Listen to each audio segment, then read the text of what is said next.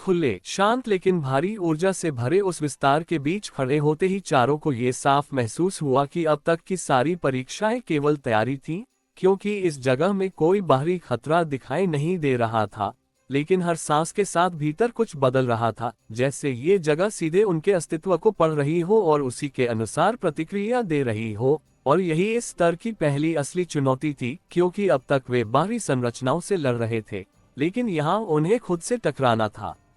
आरव ने धीरे धीरे एक कदम आगे बढ़ाया और उसी क्षण उसके सामने की हवा हल्की सी मुड़ी, जैसे उसने उसके कदम को पहचान लिया हो, और फिर उस मुड़ाव से एक आकृति बनने लगी, जो पहले धुंधली थी लेकिन कुछ ही सेकंड में स्पष्ट होने लगी। और वह आकृति किसी और की नहीं बल्कि उसी की थी, लेकिन वैसी नहीं जैसी वह अभी था, बल्कि वैसी जैसी वह तब था जब उसने पहली बार किसी बड़े निर्णय में गलती की थी। और यही उसे एक पल के लिए रोक देता है, क्योंकि वह केवल देख नहीं रहा था बल्कि उस पल को फिर से महसूस कर रहा था।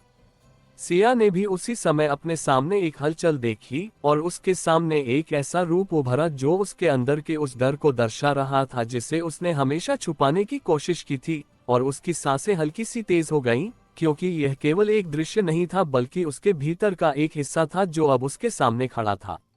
मेघा ने इस पूरे बदलाव को तुरंत समझते हुए महसूस किया कि यह जगह अब बाहरी परीक्षा नहीं ले रही बल्कि उनके भीतर की अधूरी परतों को सामने।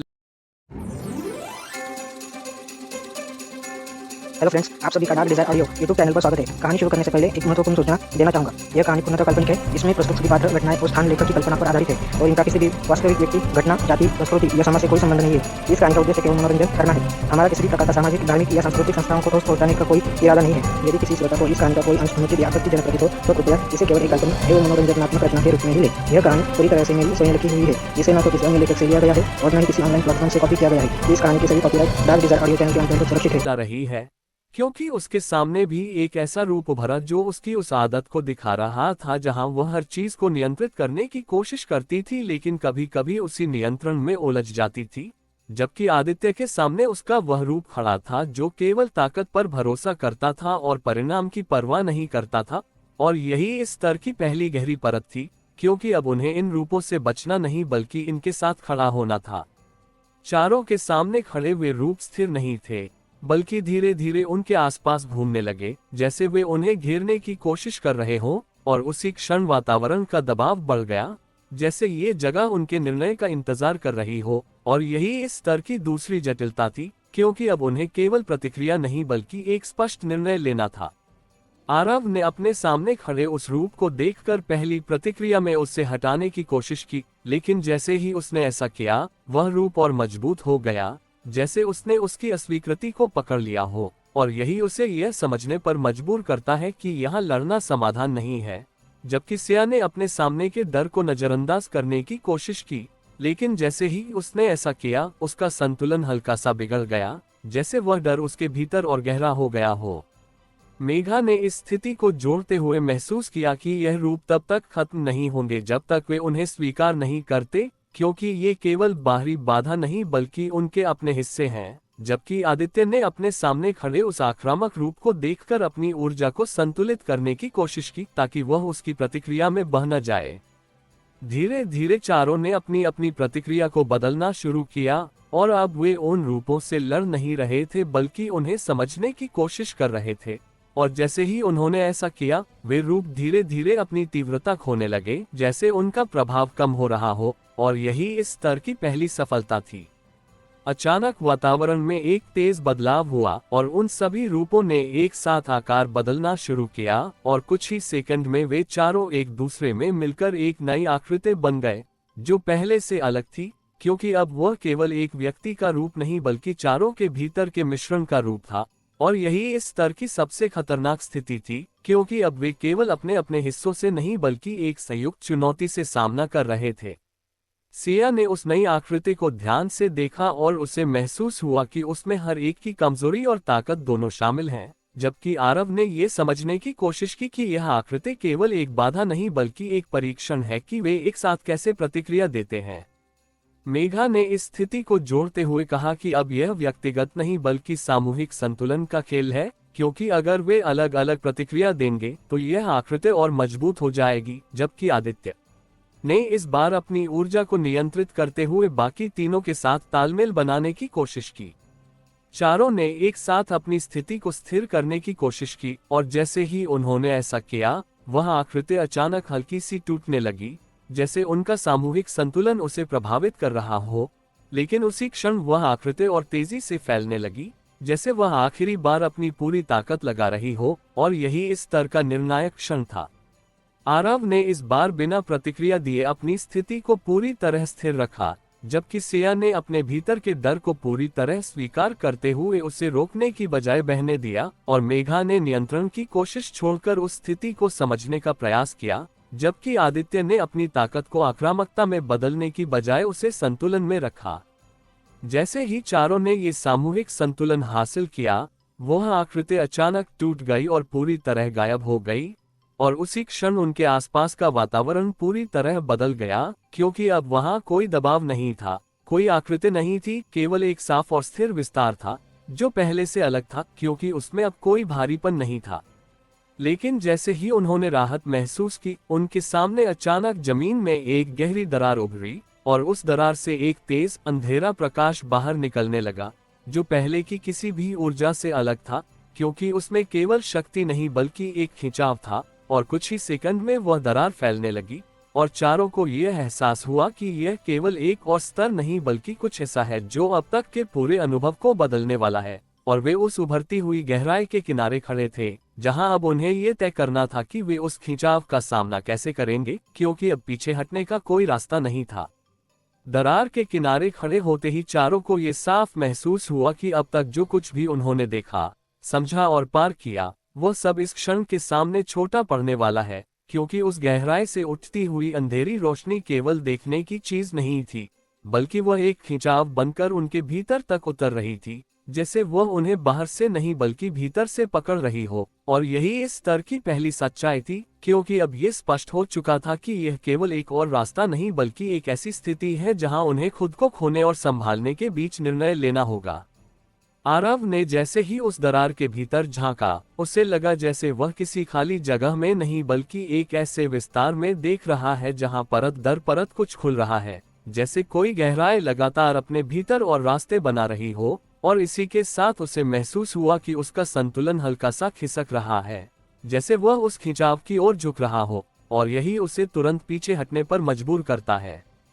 सिया ने उस रोशनी को सीधे देखने की बजाय अपनी आंखें थोड़ी बंद कर उसके प्रभाव को महसूस करने की कोशिश की, और उसे एहसास हुआ कि यह खिंचाव केवल शरीर को नहीं बल्कि विचारों को भी अपनी ओर खींच रहा है, जैसे हर सोच उस दिशा में बहने लगती है। और यही इस जगह की दूसरी जटिलता थी, क्योंकि अब नियंत्रण केवल कदमों पर नहीं बल्कि विचारों पर भी रखना था।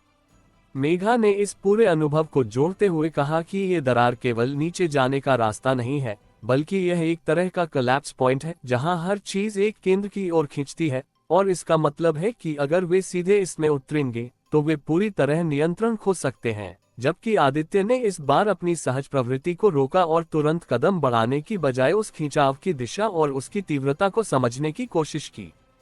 कुछ ही क्षणों में चारों को यह महसूस हुआ कि यह खिंचाव स्थिर नहीं है, बल्कि उसकी तीव्रता लगातार बदल रही है, जैसे वह उन्हें एक निश्चित क्षण पर अपनी ओर खींचना चाहता हो। और यही इस स्तर की पहली कुंजी थी, क्योंकि अब यह साफ हो गया था कि यह केवल खिंचाव नहीं बल्कि समय के साथ जुड़ा हुआ एक पैटर्न है।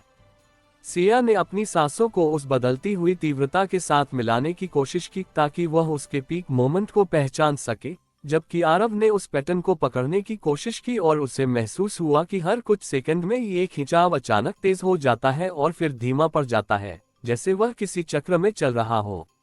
मेघा ने इस स्थिति को जोड़ते हुए कहा कि यही वह क्षण है जब उन्हें निर्णय लेना होगा, क्योंकि अगर वे उस पीक पर उतरते हैं तो वे उस खिंचाव के साथ बह सकते हैं, लेकिन अगर वे गलत समय चुनते हैं तो वे पूरी तरह असंतुलित हो सकते हैं। जबकि आदित्य ने उसी क्षण उस पीक को पकड़ने की कोशिश करते हुए अपनी स्थिति को तैयार किया। धीरे धीरे चारों ने उस पैटर्न को समझ लिया, और अब वे उस सही क्षण का इंतजार कर रहे थे जब खिंचाव अपनी चरम स्थिति पर होगा। और जैसे ही वह क्षण आया, उन्होंने एक साथ खुद को उस दरार की ओर छोड़ दिया।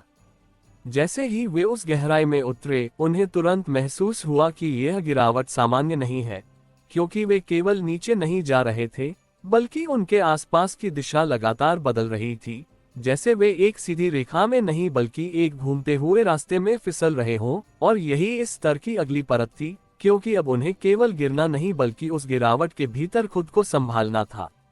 सिया ने अपनी स्थिति को स्थिर रखने की कोशिश की, लेकिन जैसे ही उसने खुद को रोकने की कोशिश की, वह और तेजी से घूमने लगी। और यही उसे यह समझने पर मजबूर करता है कि यहाँ विरोध करने से स्थिति और बिगड़ सकती है। जबकि आरव ने उस गिरावट के साथ खुद को ढालने की कोशिश की ताकि वह उसकी दिशा को समझ सके। मेघा ने इस पूरे अनुभव को जोड़ते हुए कहा कि यह गिरावट वास्तव में एक कंट्रोल्ड डिसेंट है, क्योंकि इसमें एक निश्चित मार्ग है, लेकिन वह सीधा नहीं बल्कि घुमावदार है। और इसका मतलब है कि अगर वे उस घुमाव को समझ लें तो वे खुद को स्थिर रख सकते हैं। जबकि आदित्य ने इस बार अपनी ऊर्जा को पूरी तरह छोड़ते हुए उस गिरावट के साथ बहने का फैसला किया। धीरे धीरे चारों ने उस गिरावट के भीतर एक लय पकड़ ली, और अब वे उस घुमाव के साथ खुद को संतुलित रखते हुए नीचे की ओर बढ़ रहे थे। लेकिन अचानक उस गिरावट की दिशा बदल गई, और अब वे केवल नीचे नहीं बल्कि अलग अलग दिशाओं में खींचने लगे, जैसे वह मार्ग अब कई हिस्सों में टूट गया हो। और यही इस स्तर की सबसे खतरनाक स्थिति थी, क्योंकि अब वे अलग हो सकते थे।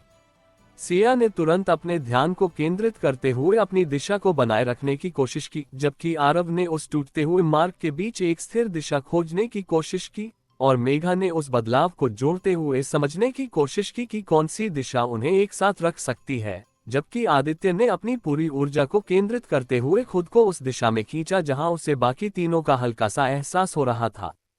कुछ ही पलों में चारों ने फिर से एक साझा दिशा पकड़ ली, और अब वे उस टूटते हुए मार्ग के भीतर भी एक साथ थे। और धीरे धीरे वह गिरावट धीमी होने लगी, और कुछ ही सेकंड में वे एक नई सतह पर आकर रुक गए।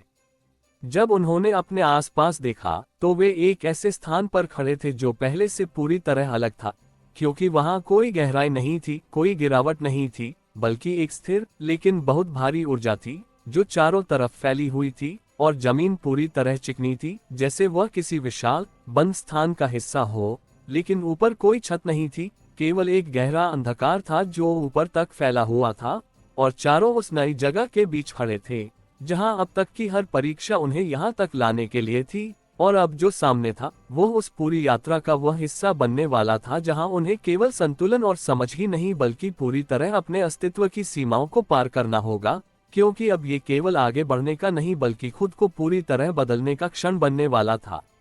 जैसे ही उनके पैरों ने उस चिकनी भारी ऊर्जा से भरी सतह को छुआ, चारों को एक साथ यह एहसास हुआ कि वे किसी सामान्य स्थान पर नहीं बल्कि एक ऐसे स्तर में प्रवेश कर चुके हैं जहां हर चीज किसी अदृश्य नियम के अधीन है। क्योंकि वहां न हवा की कोई स्पष्ट दिशा थी, न जमीन की कोई बनावट, और ऊपर फैला हुआ अंधकार ऐसा था जैसे वह केवल खाली नहीं बल्कि किसी गहरे दबाव से भरा हुआ हो। और ये दबाव धीरे धीरे उनके भीतर उतरता जा रहा था, जैसे ये जगह केवल उनके शरीर को नहीं बल्कि उनकी पूरी चेतना को प्रभावित कर रही हो।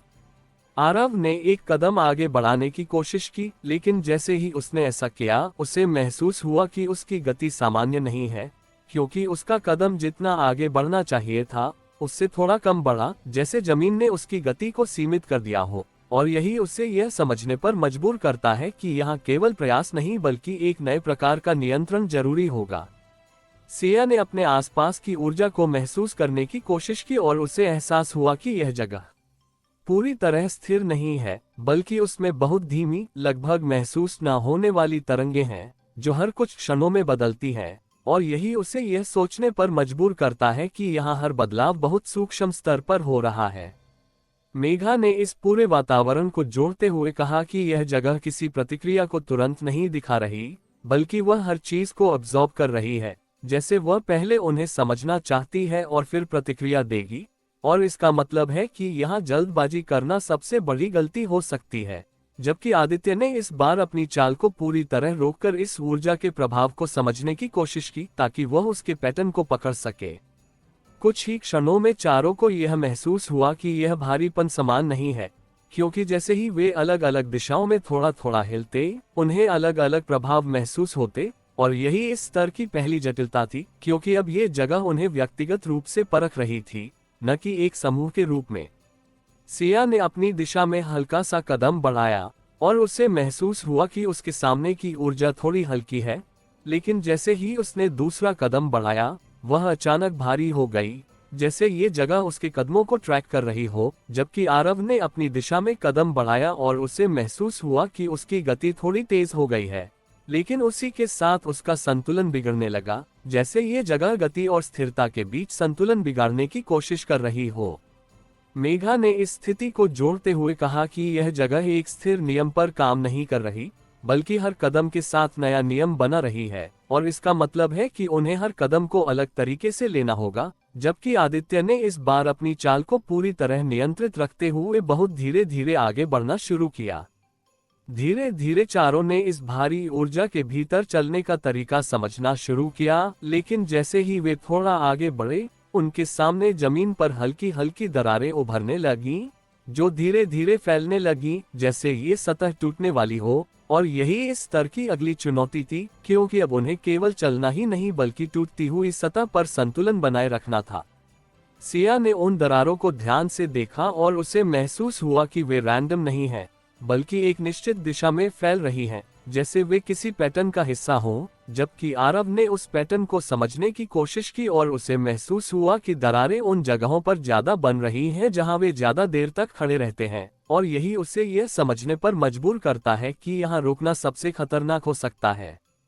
मेघा ने इस स्थिति को जोड़ते हुए कहा कि यह सतह स्थिर नहीं है, बल्कि उनकी उपस्थिति के अनुसार बदल रही है, और इसका मतलब है कि अगर वे लगातार चलते रहेंगे तो वे दरारों से बच सकते हैं। जबकि आदित्य ने उसी क्षण अपनी चाल को थोड़ा तेज किया, लेकिन नियंत्रण के साथ, ताकि वह उन दरारों से बच सके।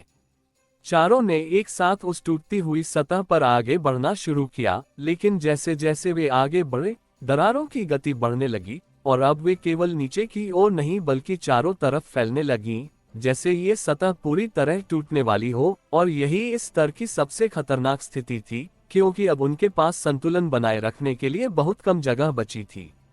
अचानक एक बड़ा हिस्सा पूरी तरह टूट गया और सिया का संतुलन बिगड़ गया, लेकिन उसने तुरंत अपने शरीर को नियंत्रित करते हुए खुद को गिरने से बचा लिया। जबकि आरव ने उसे संतुलन बनाए रखने में मदद करने के लिए अपनी स्थिति को एडजस्ट किया, और मेघा ने उस टूटते हुए पैटर्न को समझने की कोशिश की ताकि वे अगले कदम को सही समय पर रख सकें। जबकि आदित्य ने अपनी पूरी ऊर्जा को केंद्रित करते हुए तेजी और नियंत्रण के बीच संतुलन बनाया।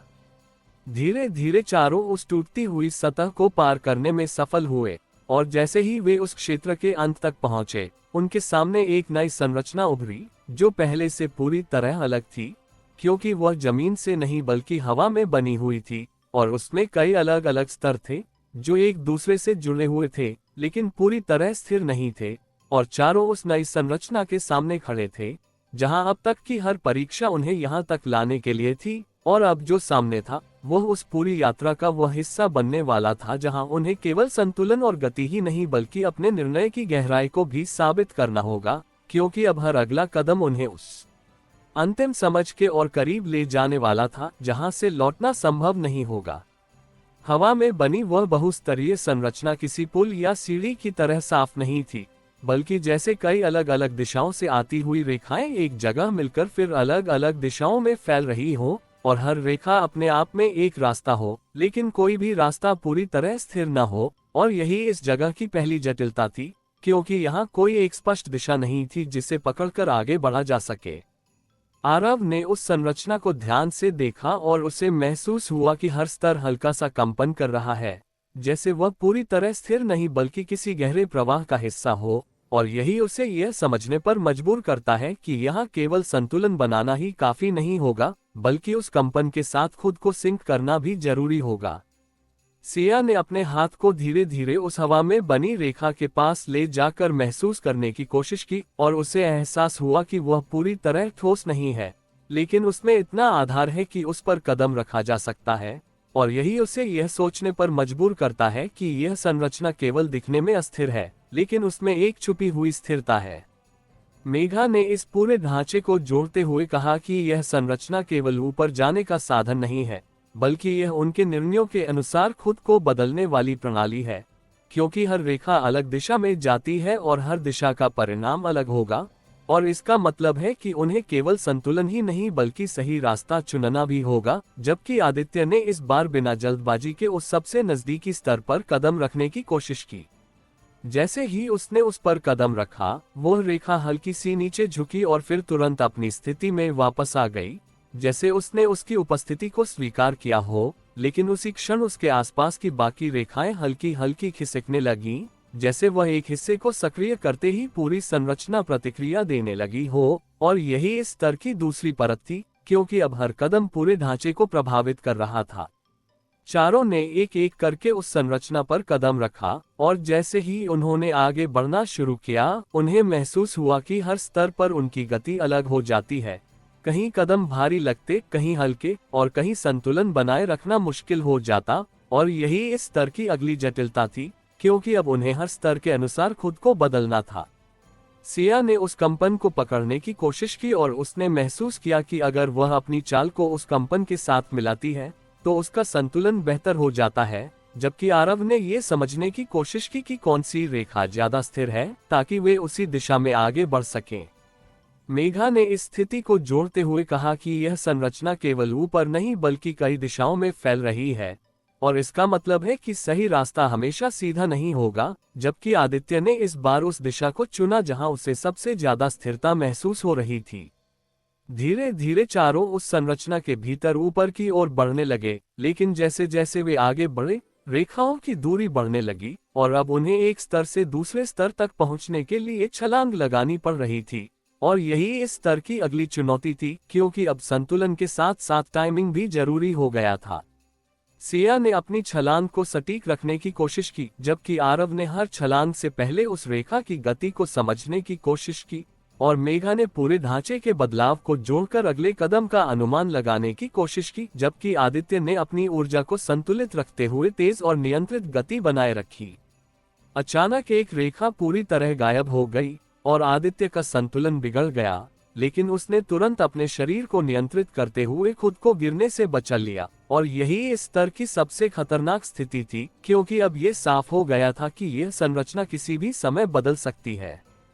चारों ने अपनी चाल को और सतर्क किया और अब वे हर कदम सोच समझकर रख रहे थे। और जैसे ही वे उस संरचना के ऊपरी हिस्से के करीब पहुंचे, उनके सामने एक नया बदलाव आया, क्योंकि अब रेखाएं केवल स्थिर नहीं थीं, बल्कि वे धीरे धीरे एक दूसरे में मिलकर एक नया पैटर्न बना रही थीं, जैसे ये संरचना खुद को पुनर्गठित कर रही हो। और यही इस स्तर की अगली परत थी। सिया ने उस नए पैटर्न को ध्यान से देखा और उसे महसूस हुआ कि अब रेखाएं अलग अलग नहीं बल्कि एक साथ जुड़कर एक बड़ा रास्ता बना रही हैं। जबकि आरव ने यह समझने की कोशिश की कि यह बदलाव स्थायी है या केवल कुछ समय के लिए, और मेघा ने इस स्थिति को जोड़ते हुए कहा कि यह शायद एक अवसर है, क्योंकि अब वे बिना ज्यादा छलांग लगाए आगे बढ़ सकते हैं। जबकि आदित्य ने उसी क्षण उस नए बने रास्ते पर तेजी से आगे बढ़ने की कोशिश की। जैसे ही चारों उस नए रास्ते पर आगे बढ़े, पूरी संरचना अचानक तेजी से हिलने लगी और अब वह पहले से ज्यादा अस्थिर हो गई, जैसे वह उन्हें उस रास्ते पर ज्यादा देर तक नहीं रहने देना चाहती। और यही इस स्तर की अंतिम परीक्षा थी, क्योंकि अब उन्हें तेजी और संतुलन के बीच सही तालमेल बनाना था। सिया ने अपनी चाल को तेज लेकिन नियंत्रित रखा, जबकि आरव ने उस हिलते हुए ढांचे के बीच सही समय पकड़ने की कोशिश की, और मेघा ने उस बदलाव को समझते हुए अगले कदम का अनुमान लगाया, जबकि आदित्य ने अपनी पूरी ऊर्जा को केंद्रित करते हुए आगे बढ़ना जारी रखा। कुछ ही पलों में चारों उस संरचना के अंतिम हिस्से तक पहुंच गए, और जैसे ही उन्होंने उस पर कदम रखा, पूरी संरचना अचानक स्थिर हो गई, जैसे उसने अपनी सीमा को छू लिया हो। और उनके सामने एक नया क्षेत्र उभरा, जहां जमीन फिर से ठोस थी, लेकिन इस बार उसमें एक अजीब सी चमक थी, जैसे वह किसी गहरे रहस्य को छुपाए हुए हो। और चारों उस नई जगह के किनारे खड़े थे, जहां अब तक की हर परीक्षा उन्हें यहां तक लाने के लिए थी। और अब जो सामने था, वो उस पूरी यात्रा का वह हिस्सा बनने वाला था, जहां उन्हें केवल रास्ता नहीं बल्कि अपने निर्णय की अंतिम कीमत समझनी होगी, क्योंकि अब हर अगला कदम किसी बड़े परिणाम को जन्म देने वाला था। जमीन की उस अजीब चमक के सामने खड़े होते ही चारों को ये साफ महसूस हुआ कि यह सतह केवल देखने में अलग नहीं है, बल्कि इसमें कुछ ऐसा है जो सीधे उनके भीतर असर कर रहा है। क्योंकि जैसे ही वे उसके करीब आए, उनके आसपास की हवा हल्की सी भारी हो गई, और हर कदम के साथ वह चमक और गहरी होती चली गई, जैसे वह उन्हें अपने भीतर खींच रही हो। और यही इस जगह की पहली सच्चाई थी, क्योंकि अब तक उन्होंने जितनी भी सतहें देखी थीं, वे या तो स्थिर थी या बदलती थी, लेकिन ये सतह खुद उन्हें बदलने की कोशिश कर रही थी। आरव ने धीरे धीरे अपना पैर उस चमकती हुई जमीन पर रखा, और जैसे ही उसने ऐसा किया, उसे महसूस हुआ कि उसके कदम के नीचे कुछ हल्का सा धंस गया है। लेकिन जमीन टूटी नहीं, बल्कि उसने उसके पैर के आकार के अनुसार खुद को ढाल लिया, और यही उसे यह समझने पर मजबूर करता है कि यह सतह केवल ठोस नहीं बल्कि प्रतिक्रिया करने वाली है। सिया ने भी उसी तरह कदम रखा और उसे महसूस हुआ कि उसके पैरों के नीचे एक हल्की सी गर्माहट फैल रही है, जैसे यह जमीन उसकी उपस्थिति को अब्जॉर्ब कर रही हो। और यही उसे यह सोचने पर मजबूर करता है कि यह जगह केवल बाहरी नहीं बल्कि आंतरिक प्रतिक्रिया पर आधारित है। मेघा ने इस पूरे अनुभव को जोड़ते हुए कहा कि यह सतह किसी साधारण संरचना की तरह नहीं है, बल्कि यह उनके हर कदम को रिकॉर्ड कर रही है, क्योंकि जैसे ही वे आगे बढ़ते हैं उसके पैटर्न बदल जाते हैं। और इसका मतलब है कि यहाँ हर कदम का असर आगे के रास्ते पर पड़ेगा। जबकि आदित्य ने इस बार अपनी चाल को थोड़ा और सतर्क करते हुए धीरे धीरे आगे बढ़ना शुरू किया। जैसे ही चारों उस सतह पर आगे बढ़ने लगे, उन्हें महसूस हुआ कि हर कदम के साथ जमीन की चमक अलग अलग रूप ले रही है। कहीं वह हल्की हो जाती, कहीं गहरी, और कहीं कहीं वह पूरी तरह काली पड़ जाती, जैसे वह उनके कदमों के अनुसार खुद को बदल रही हो। और यही इस स्तर की दूसरी जटिलता थी, क्योंकि अब उन्हें केवल संतुलन नहीं बल्कि अपने हर कदम के प्रभाव को समझना था। सिया ने उस बदलते हुए पैटर्न को ध्यान से देखा और उसे महसूस हुआ कि जहां वह ज्यादा समय तक रुकती है, वहां जमीन गहरी और भारी हो जाती है, जबकि जहां वह जल्दी कदम बढ़ाती है, वहां सतह हल्की बनी रहती है। और यही उसे यह समझने पर मजबूर करता है कि यहाँ रुकना खतरे को बढ़ा सकता है। जबकि आरव ने उस पैटर्न को जोड़ते हुए ये समझने की कोशिश की कि क्या वे किसी खास रास्ते को हल्का रख सकते हैं। मेघा ने इस स्थिति को जोड़ते हुए कहा कि यह सतह केवल प्रतिक्रिया नहीं कर रही, बल्कि यह उनके रास्ते को शेप कर रही है। और इसका मतलब है कि अगर वे गलत पैटर्न बना देते हैं तो आगे बढ़ना मुश्किल हो सकता है। जबकि आदित्य ने इस बार अपनी चाल को स्टेडी रखते हुए एक समान गति से आगे बढ़ने की कोशिश की। धीरे धीरे चारों ने उस चमकती हुई सतह पर आगे बढ़ना शुरू किया, लेकिन जैसे जैसे वे आगे बढ़े, जमीन के कुछ हिस्से अचानक काले पड़ने लगे और उनमें हल्की हल्की दरारें उभरने लगीं, जैसे वह हिस्से अब कमजोर हो रहे हों। और यही इस स्तर की अगली चुनौती थी, क्योंकि अब उन्हें उन कमजोर हिस्सों से बचकर आगे बढ़ना था। सिया ने तुरंत अपनी दिशा को बदलते हुए उन काले हिस्सों से दूर रहने की कोशिश की, जबकि आरव ने उन दरारों के फैलने की दिशा को समझने की कोशिश की ताकि वह सही रास्ता चुन सके। मेघा ने इस स्थिति को जोड़ते हुए कहा कि ये दरारें रैंडम नहीं हैं, बल्कि वे उसी पैटर्न के अनुसार बन रही हैं जो उन्होंने खुद बनाया है। और इसका मतलब है कि उन्हें अपने कदमों को बदलना होगा। जबकि आदित्य ने अपनी चाल को एडजस्ट करते हुए उन सुरक्षित हिस्सों पर कदम रखना शुरू किया जहां सतह अभी भी स्थिर थी। अचानक एक बड़ा हिस्सा पूरी तरह काला हो गया और उसमें गहराई बन गई, और सिया का संतुलन बिगड़ गया। लेकिन उसने तुरंत अपने शरीर को नियंत्रित करते हुए खुद को गिरने से बचा लिया, जबकि आरव ने उसे संभालने के लिए अपनी स्थिति को बदल दिया। और मेघा ने उस बदलाव को समझते हुए अगले कदम का अनुमान लगाने की कोशिश की, जबकि आदित्य ने अपनी पूरी ऊर्जा को संतुलित रखते हुए तेजी और नियंत्रण के बीच तालमेल बनाए रखा। धीरे धीरे चारों उस खतरनाक सतह को पार करने में सफल हुए, लेकिन जैसे ही वे आगे बढ़े, उनके सामने जमीन पूरी तरह बदल गई। और अब वहां कोई चमक नहीं थी, बल्कि एक पूरी तरह पारदर्शी सतह थी जिसके नीचे गहराई दिखाई दे रही थी। और यही इस स्तर की अगली परत थी, क्योंकि अब उन्हें केवल ऊपर नहीं बल्कि नीचे की गहराई को भी ध्यान में रखना था।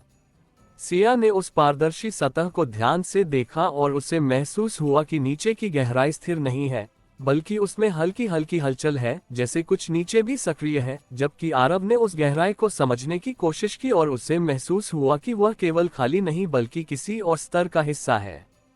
मेघा ने इस स्थिति को जोड़ते हुए कहा कि यह केवल पारदर्शिता नहीं बल्कि एक भ्रम भी हो सकता है, क्योंकि अगर वे उस गहराई में ध्यान खो देते हैं तो उनका संतुलन बिगड़ सकता है। जबकि आदित्य ने इस बार अपनी नजरें केवल सामने रखते हुए आगे बढ़ने का फैसला किया। चारों ने उस पारदर्शी सतह पर कदम रखा, और जैसे ही उन्होंने ऐसा किया, उन्हें महसूस हुआ कि उनके कदमों के नीचे हल्की सी लहरें बन रही हैं, जैसे ये सतह पूरी तरह स्थिर नहीं है, और यही इस स्तर की अंतिम चुनौती थी, क्योंकि अब उन्हें उस भ्रम और अस्थिरता के बीच संतुलन बनाए रखना था।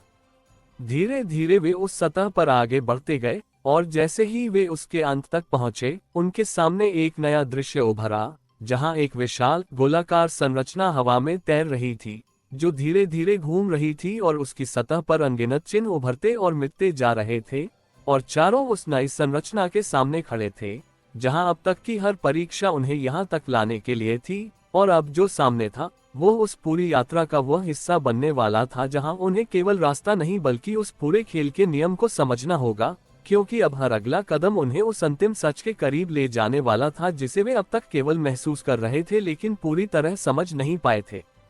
गोलाकार हवा में तैरती हुई वह विशाल संरचना जैसे किसी स्थिर वस्तु की तरह नहीं बल्कि एक जीवित प्रणाली की तरह उनके सामने घूम रही थी, क्योंकि उसकी सतह पर उभरते और मिटते चिन्ह केवल आकृतियां नहीं थे, बल्कि वे हर पल कुछ नया बनाते और फिर खुद ही मिट जाते, जैसे वह लगातार अपनी भाषा बदल रही हो और किसी निश्चित अर्थ में बंधना नहीं चाहती। और यही इस स्तर की पहली गहराई थी, क्योंकि अब तक उन्होंने जिन भी संरचनाओं को पार किया था उनमें कोई न कोई पैटर्न था, लेकिन यहाँ हर पैटर्न खुद ही टूट रहा था।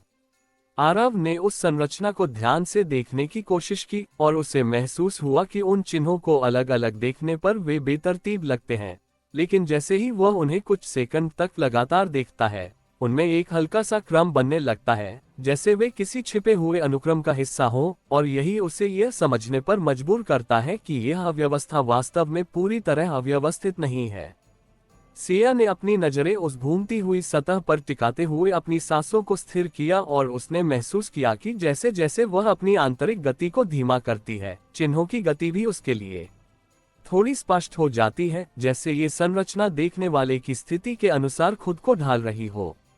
मेघा ने इस पूरे अनुभव को जोड़ते हुए कहा कि यह केवल चिन्ह नहीं बल्कि एक बदलती हुई भाषा है, और इसका मतलब है कि अगर वे इसे किसी स्थिर नियम से समझने की कोशिश करेंगे तो वे हमेशा पीछे रह जाएंगे, क्योंकि यह हर पल खुद को बदल रही है। जबकि आदित्य ने इस बार उस संरचना के और करीब जाने का फैसला किया, ताकि वह उसके प्रभाव को सीधे महसूस कर सके।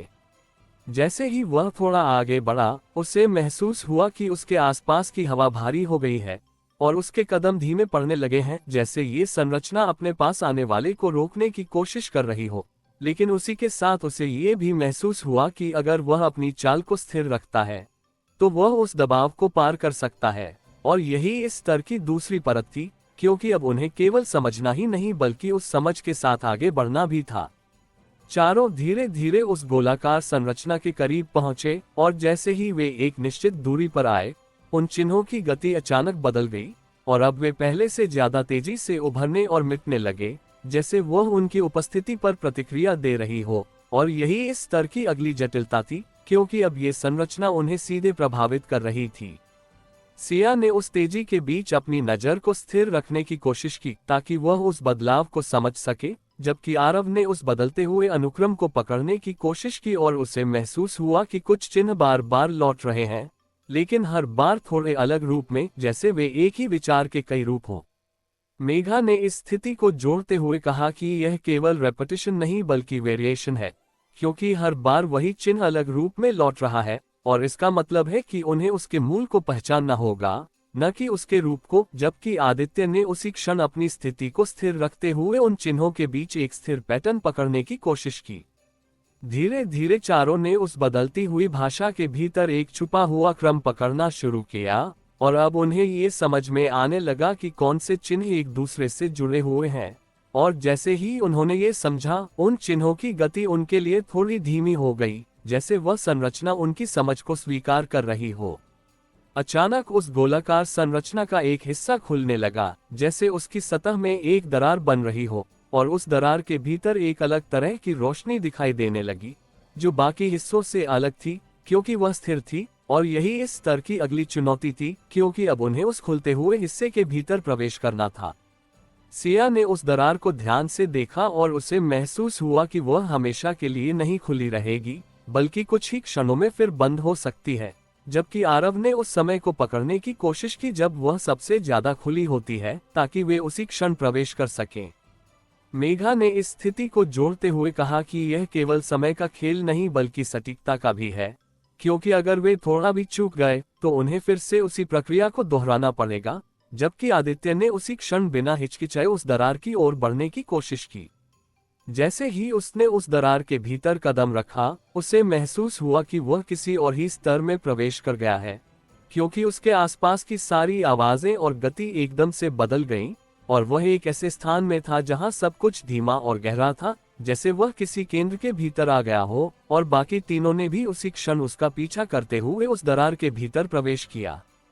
अगले ही पल वह दरार बंद हो गई और चारों उस नई जगह के भीतर खड़े थे, जहां अब कोई चिन्ह नहीं थे, कोई घूमता हुआ ढांचा नहीं था, बल्कि केवल एक स्थिर गहरी ऊर्जा थी जो चारों तरफ फैली हुई थी। और यह ऊर्जा पहले से अलग थी, क्योंकि उसमें कोई हलचल नहीं थी, लेकिन उसका प्रभाव बहुत गहरा था, जैसे वह सीधे उनके भीतर उतर रही हो। और चारों उस नई स्थिति के बीच खड़े थे, जहां अब तक की हर परीक्षा उन्हें यहां तक लाने के लिए थी। और अब जो सामने था वो उस पूरी यात्रा का वह हिस्सा बनने वाला था, जहां उन्हें केवल समझ और संतुलन ही नहीं बल्कि पूरी तरह अपने अस्तित्व के मूल को पहचानना होगा, क्योंकि अब ये केवल आगे बढ़ने का नहीं बल्कि उस अंतिम सत्य को छूने का क्षण बनने वाला था।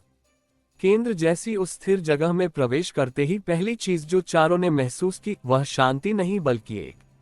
अजीब सी स्पष्टता थी, जैसे उनके भीतर अब तक जितनी भी परतें थीं, वे अचानक सतह पर आ गई हो और अब कुछ भी छिपा हुआ न हो, क्योंकि वहां कोई आवाज नहीं थी, कोई हलचल नहीं थी, फिर भी हर चीज बेहद तेजी से महसूस हो रही थी, जैसे हर अनुभूति बिना किसी रुकावट के सीधे भीतर तक पहुंच रही हो। और यही इस स्तर की पहली सच्चाई थी, क्योंकि अब तक वे जिन भी चुनौतियों से गुजरे थे उनमें कुछ न कुछ बाहरी प्रभाव था, लेकिन यहाँ सब कुछ उनके भीतर से ही उठ रहा था।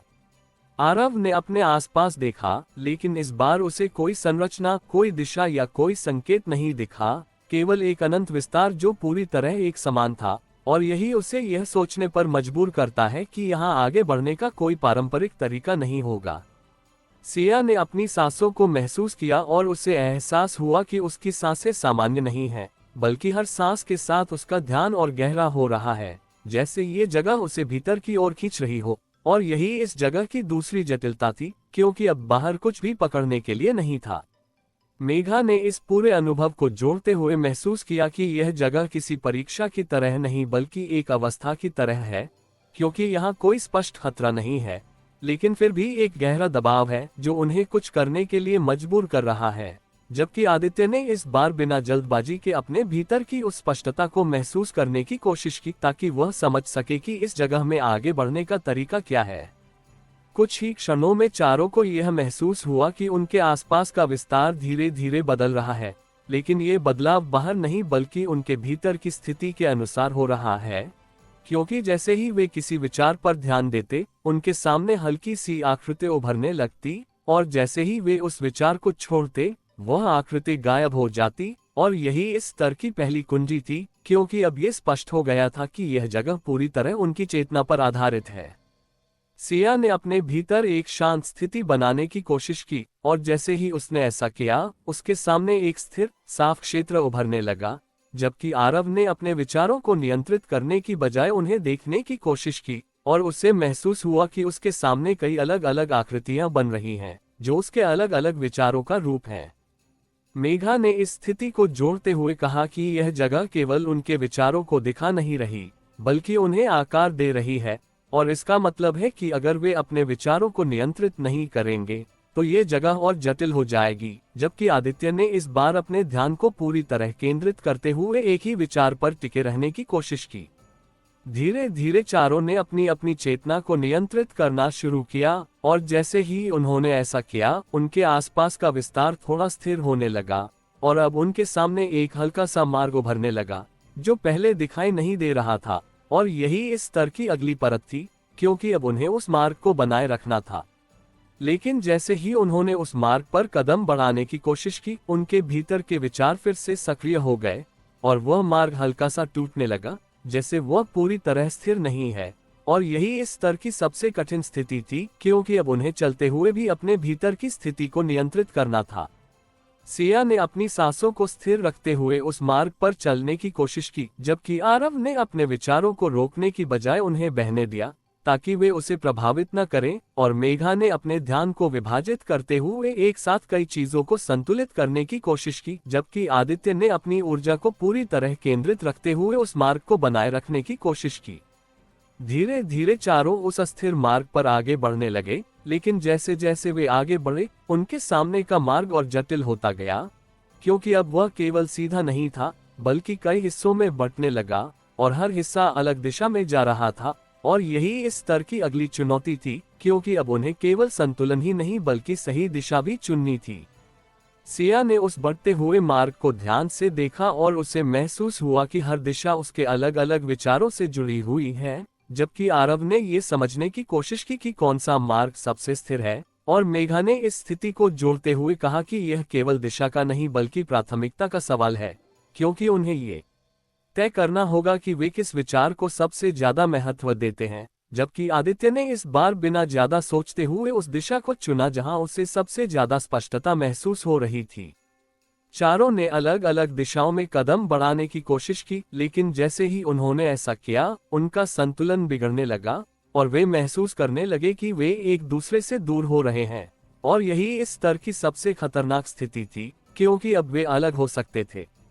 सिया ने तुरंत अपनी दिशा को बदलते हुए खुद को स्थिर रखने की कोशिश की, जबकि आरव ने उस अलगाव के बीच एक साझा बिंदु खोजने की कोशिश की, और मेघा ने इस स्थिति को जोड़ते हुए कहा कि यह रास्ते अलग करने के लिए नहीं बल्कि उन्हें ये सिखाने के लिए है कि वे कैसे एक साथ रह सकते हैं। जबकि आदित्य ने अपनी पूरी ऊर्जा को केंद्रित करते हुए उस दिशा में खुद को खींचा जहां उसे बाकी तीनों का हल्का सा एहसास हो रहा था। धीरे धीरे चारों ने फिर से एक साझा मार्ग पकड़ लिया, और जैसे ही उन्होंने ऐसा किया, उनके सामने का मार्ग एक बार फिर स्थिर हो गया, और अब वह पहले से ज्यादा स्पष्ट था, और वे उस मार्ग के अंत तक पहुंचे, जहां उनके सामने एक नया दृश्य उभरा, जिसमें कोई संरचना नहीं थी, लेकिन वहां एक गहरी, स्थिर ऊर्जा का बिंदु था, जो बाकी सब से अलग था, और चारों उस बिंदु के सामने खड़े थे, जहां अब तक की हर परीक्षा उन्हें यहां तक लाने के लिए थी। और अब जो सामने था, वो उस पूरी यात्रा का वह हिस्सा बनने वाला था जहां उन्हें केवल अपनी चेतना को नियंत्रित करना ही नहीं बल्कि उसे पूरी तरह एक बिंदु पर केंद्रित करना होगा, क्योंकि अब हर अगला कदम उन्हें उस अंतिम एकता के करीब ले जाने वाला था जहां सब कुछ एक हो जाएगा। उस स्थिर, चमकते हुए बिंदु के सामने खड़े होते ही चारों को यह महसूस हुआ कि अब तक उन्होंने जितनी भी परतें पार की हैं, वे सभी जैसे इस एक क्षण में आकर सिमट गई हो, क्योंकि वह बिंदु केवल रोशनी नहीं था, बल्कि उसमें एक गहराई थी जो बाहर नहीं बल्कि भीतर की ओर खुलती हुई लग रही थी। और जैसे ही वे उसे देखते, उन्हें ऐसा महसूस होता जैसे उनकी अपनी चेतना उस ओर खींच रही हो। और यही इस स्तर की पहली सच्चाई थी, क्योंकि अब ये केवल देखने या समझने का नहीं बल्कि पूरी तरह उसमें उतरने का क्षण था। आरव ने धीरे धीरे उस बिंदु के करीब कदम बढ़ाया, और जैसे ही वह थोड़ा आगे पहुंचा, उसे महसूस हुआ कि उसके आसपास की सारी संवेदनाएं हल्की हल्की बदलने लगी हैं, जैसे वह केवल बाहर से नहीं बल्कि भीतर से भी उस बिंदु के साथ जुड़ने लगा हो। और यही उसे यह समझने पर मजबूर करता है कि यह केवल एक लक्ष्य नहीं बल्कि एक स्थिति है जिसे उसे स्वीकार करना होगा।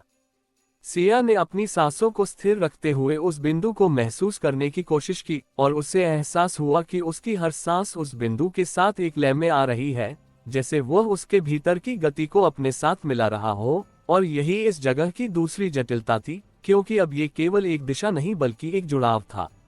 मेघा ने इस पूरे अनुभव को जोड़ते हुए कहा कि यह बिंदु किसी संरचना का हिस्सा नहीं बल्कि पूरी प्रणाली का केंद्र हो सकता है, क्योंकि इसमें प्रवेश करना मतलब केवल एक जगह से दूसरी जगह जाना नहीं बल्कि पूरी तरह एक नई अवस्था में जाना होगा। जबकि आदित्य ने इस बार बिना जल्दबाजी के अपनी ऊर्जा को पूरी तरह स्थिर करते हुए उस बिंदु के और करीब जाने का फैसला किया।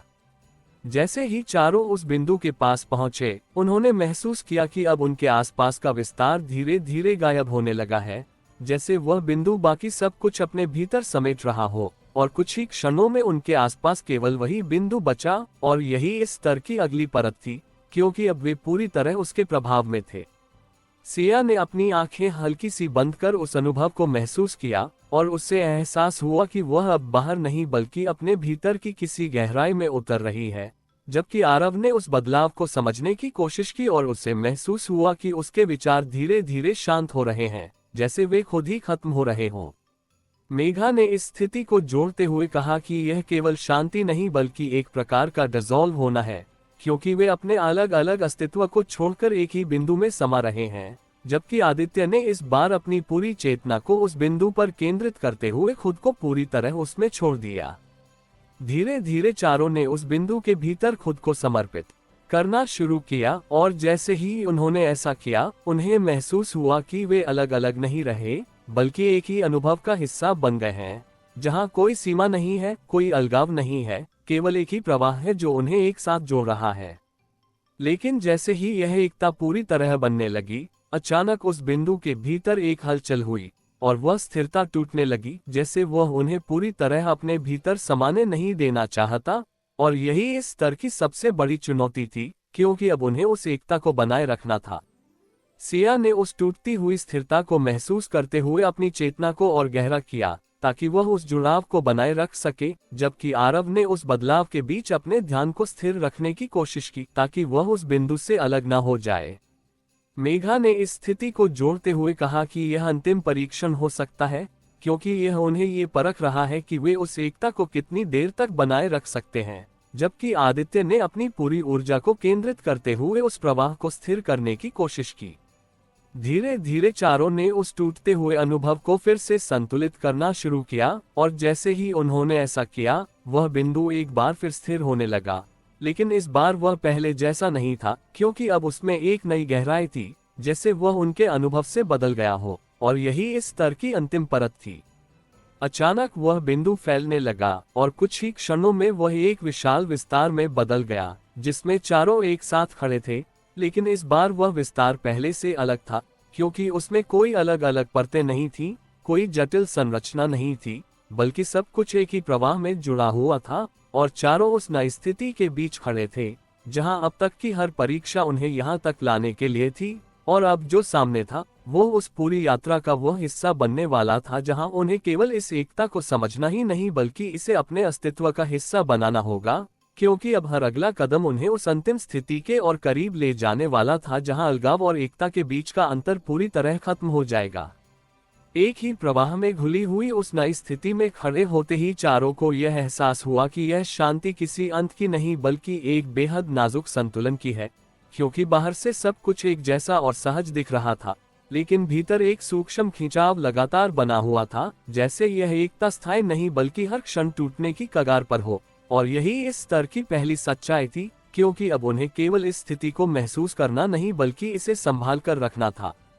आरव ने धीरे धीरे अपने आसपास देखने की कोशिश की, लेकिन इस बार देखने का मतलब दिशा ढूंढना नहीं बल्कि उस प्रवाह के भीतर छोटे छोटे बदलावों को पकड़ना था। और उसे महसूस हुआ कि इस एकता के भीतर भी बहुत हल्के अंतर मौजूद हैं, जैसे हर क्षण कुछ नया बन रहा हो और उसी के साथ कुछ खत्म भी हो रहा हो।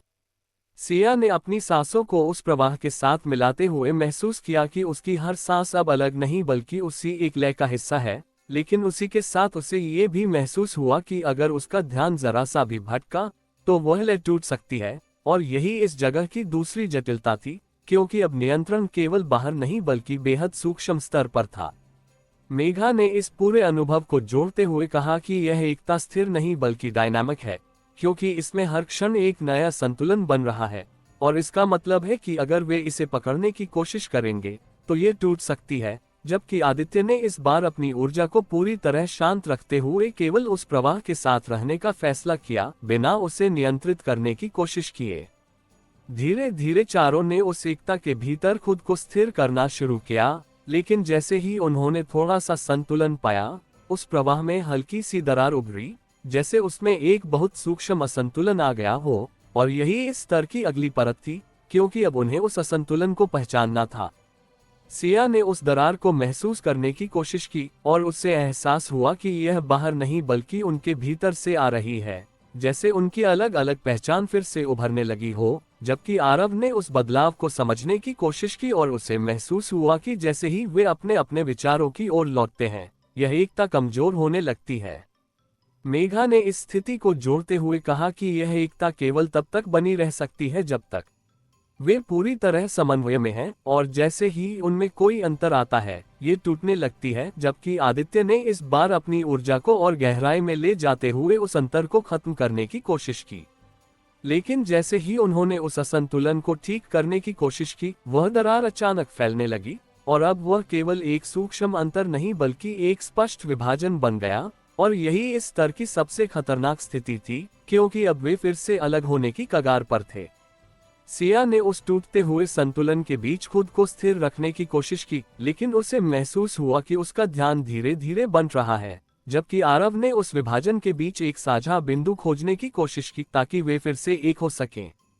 मेघा ने इस स्थिति को जोड़ते हुए कहा कि यह केवल एक गलती नहीं बल्कि एक स्वाभाविक प्रक्रिया है, क्योंकि अलगाव और एकता दोनों एक साथ मौजूद हैं, और उन्हें ये समझना होगा कि वे इस संतुलन को कैसे बनाए रख सकते हैं। जबकि आदित्य ने अपनी पूरी ऊर्जा को केंद्रित करते हुए उस विभाजन को रोकने की कोशिश की। धीरे धीरे वह दरार और गहरी हो गई, और कुछ ही क्षणों में चारों ने महसूस किया कि वे फिर से अलग अलग अनुभवों में बंटने लगे हैं, जैसे वह एकता पूरी तरह टूट रही हो, और यही इस स्तर का निर्णायक क्षण था। सिया ने उस अलगाव को महसूस करते हुए अपनी चेतना को वापस उस प्रवाह में लाने की कोशिश की, जबकि आरव ने उस टूटते हुए संतुलन के बीच अपने ध्यान को स्थिर रखने की कोशिश की, और मेघा ने इस स्थिति को जोड़ते हुए ये समझने की कोशिश की कि यह टूटना भी शायद एक प्रक्रिया का हिस्सा है। जबकि आदित्य ने इस बार अपनी ऊर्जा को पूरी तरह छोड़ते हुए उस प्रवाह के साथ खुद को फिर से जोड़ने की कोशिश की।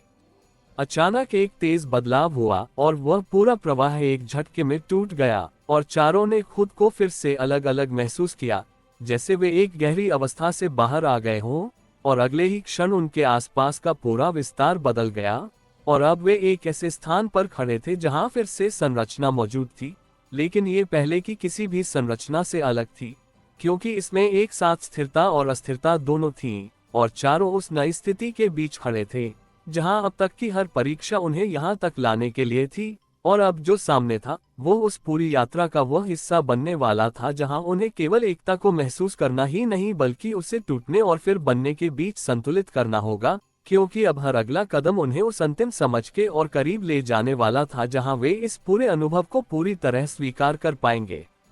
अचानक फिर से उभरी उस नई संरचना के सामने खड़े होते ही चारों को ये साफ महसूस हुआ कि अब तक जो कुछ उन्होंने सीखा है वह केवल किसी एक अवस्था को पकड़ने के लिए नहीं बल्कि लगातार बदलते हुए संतुलन को समझने के लिए था, क्योंकि इस बार उनके सामने जो था वह न पूरी तरह स्थिर था और न पूरी तरह अस्थिर, बल्कि दोनों के बीच का एक जीवित संतुलन था जो हर क्षण बदलता था और फिर भी अपनी पहचान बनाए रखता था। और यही इस स्तर की पहली सच्चाई थी, क्योंकि अब ये स्पष्ट हो चुका था कि यहाँ किसी एक स्थिति में टिके रहना संभव नहीं है।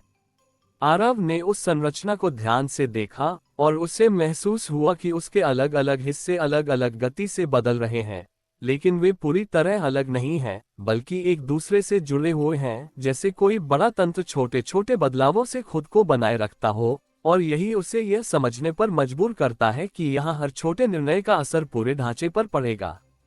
सिया ने अपनी सांसों को उस बदलते हुए प्रवाह के साथ मिलाने की कोशिश की और उसे एहसास हुआ कि अब उसकी सांसें केवल उसकी नहीं रहीं, बल्कि वह उस पूरी संरचना के साथ एक लय में आ रही है। लेकिन उसी के साथ उसे ये भी महसूस हुआ कि अगर वह उस लय से जरा सा भी बाहर जाती है तो संतुलन तुरंत बदल जाता है। और यही इस जगह की दूसरी जटिलता थी, क्योंकि अब हर क्षण जागरूक रहना जरूरी था। मेघा ने इस पूरे अनुभव को जोड़ते हुए कहा कि यह अब तक के सभी स्तरों का संयोजन है, क्योंकि इसमें स्थिरता भी है, अस्थिरता भी है, नियंत्रण भी है और छोड़ना भी। और इसका मतलब है कि उन्हें हर क्षण ये तय करना होगा कि किस स्थिति में क्या करना है। जबकि आदित्य ने इस बार बिना किसी तय रणनीति के उस संरचना के भीतर कदम रखने का फैसला किया, ताकि वह सीधे उस अनुभव को महसूस कर सके। जैसे ही उसने पहला कदम रखा, संरचना के उस हिस्से में हल्का सा बदलाव हुआ और बाकी हिस्सों ने भी उसी के अनुसार खुद को एडजस्ट किया। और यही इस स्तर की अगली परत थी, क्योंकि अब कोई भी कदम अकेला नहीं था, बल्कि वह पूरे सिस्टम को प्रभावित कर रहा था। चारों ने धीरे धीरे उस संरचना के भीतर आगे बढ़ना शुरू किया, लेकिन इस बार उनका चलना सीधा नहीं था, क्योंकि हर कदम के साथ उन्हें अपनी चाल, अपनी गति और अपने ध्यान को बदलना पड़ रहा था। और यही इस स्तर की असली चुनौती थी, क्योंकि अब कोई एक तरीका काम नहीं कर रहा था। सिया ने एक क्षण में अपनी गति को धीमा किया ताकि वह संतुलन बनाए रख सके, जबकि अगले ही क्षण उसे तेजी से कदम बढ़ाना पड़ा, क्योंकि संरचना का वह हिस्सा बदलने लगा था। और आरव ने उस बदलाव को समझते हुए अपने कदमों को उसके अनुसार ढालना शुरू किया, और मेघा ने इस स्थिति को जोड़ते हुए हर छोटे बदलाव का अनुमान लगाने की कोशिश की, जबकि आदित्य ने अपनी ऊर्जा को हर क्षण के अनुसार बदलते हुए आगे बढ़ना जारी रखा। धीरे धीरे चारों ने उस बदलते हुए संतुलन के भीतर एक लय पकड़नी शुरू की, लेकिन जैसे ही उन्होंने उस लय को स्थिर करने की कोशिश की, संरचना ने अचानक अपना पैटर्न बदल दिया, और अब वह पहले से पूरी तरह अलग तरीके से प्रतिक्रिया देने लगी। और यही इस स्तर की सबसे बड़ी जटिलता थी, क्योंकि यहाँ कोई स्थायी लय नहीं थी। सिया ने उस अचानक बदलाव के बीच खुद को संभालने की कोशिश की, जबकि आरव ने उस नए पैटर्न को समझने की कोशिश की, और मेघा ने इस स्थिति को जोड़ते हुए कहा कि यह जगह उन्हें किसी एक पैटर्न में बंधने नहीं देना चाहती, क्योंकि इसका उद्देश्य उन्हें लगातार बदलते रहने के लिए मजबूर करना है। जबकि आदित्य ने इस बार बिना किसी पूर्व सोच के उस नए पैटर्न के साथ खुद को ढालने की कोशिश की। अचानक संरचना के बीच एक बड़ा बदलाव हुआ, और उसके कुछ हिस्से पूरी तरह गायब हो गए, जबकि कुछ नए हिस्से उभर आए, और चारों को एक क्षण के लिए लगा कि वे संतुलन खो देंगे, लेकिन उन्होंने तुरंत अपनी स्थिति को बदलते हुए खुद को संभाल लिया, और यही इस स्तर का निर्णायक क्षण था। सिया ने अपनी सांसों को स्थिर रखते हुए उस बदलाव के बीच संतुलन बनाए रखा, जबकि आरव ने उस टूटते और बनते हुए ढांचे के बीच एक स्थिर दिशा खोजने की कोशिश की, और मेघा ने इस स्थिति को जोड़ते हुए ये समझने की कोशिश की कि यह बदलाव रैंडम नहीं बल्कि एक गहरे नियम का हिस्सा है। जबकि आदित्य ने अपनी पूरी ऊर्जा को उस क्षण में केंद्रित करते हुए आगे बढ़ना जारी रखा। धीरे धीरे चारों उस संरचना के भीतर आगे बढ़ते गए, और जैसे ही वे उसके केंद्र के करीब पहुंचे, उन्होंने महसूस किया कि वहां का संतुलन बाकी जगहों से अलग है, क्योंकि वहां बदलाव बहुत धीमा था, लेकिन उसका प्रभाव बहुत गहरा था, और यही इस स्तर की अंतिम परत थी, क्योंकि अब उन्हें केवल तेजी से नहीं बल्कि गहराई से प्रतिक्रिया देनी थी। सिया ने उस धीमे बदलाव के बीच अपनी चेतना को और गहरा किया, ताकि वह उस प्रभाव को समझ सके, जबकि आरव ने उस केंद्र के भीतर एक स्थिर बिंदु खोजने की कोशिश की, और मेघा ने इस स्थिति को जोड़ते हुए कहा कि यही वह जगह है जहां सभी बदलाव एक साथ मिलते हैं, जबकि आदित्य ने अपनी पूरी ऊर्जा को उस केंद्र के साथ मिलाते हुए खुद को स्थिर किया। अचानक वह पूरा केंद्र एक पल के लिए पूरी तरह शांत हो गया, और उसी क्षण चारों ने महसूस किया कि वे पूरी तरह संतुलित हैं, जैसे उन्होंने उस पूरे सिस्टम को समझ लिया हो। लेकिन अगले ही पल उस केंद्र में एक हल्की सी दरार उभरी, और उससे एक नई ऊर्जा बाहर निकलने लगी, जो पहले से अलग थी, और चारों उस उभरती हुई नई स्थिति के सामने खड़े थे, जहां अब तक की हर परीक्षा उन्हें यहां तक लाने के लिए थी। और अब जो सामने था, वो उस पूरी यात्रा का वह हिस्सा बनने वाला था जहां उन्हें केवल संतुलन बनाए रखना ही नहीं बल्कि उस संतुलन के टूटने को भी स्वीकार करना होगा, क्योंकि अब हर अगला क्षण उन्हें उस अंतिम सत्य के और करीब ले जाने वाला था जहां परिवर्तन और स्थिरता दोनों एक ही चीज बन जाएंगे। तो दोस्तों, यह था आज का एपिसोड। आशा करता हूँ कि आपको हमारी कहानी पसंद आई होगी। यदि आपको हमारी यह कहानी अच्छी लग रही है और आप आगे के नए एपिसोड सुनना चाहते हैं, तो हमारे चैनल को सब्सक्राइब करें और बेल आइकन दबाकर ऑल विकल्प पर क्लिक करें, ताकि आपको हमारे नए अपलोड किए गए एपिसोड की नोटिफिकेशन मिलती रहे। इस वीडियो को लाइक करना न भूलें और इसे अपने परिवार व दोस्तों के साथ ज़रूर शेयर करें। धन्यवाद।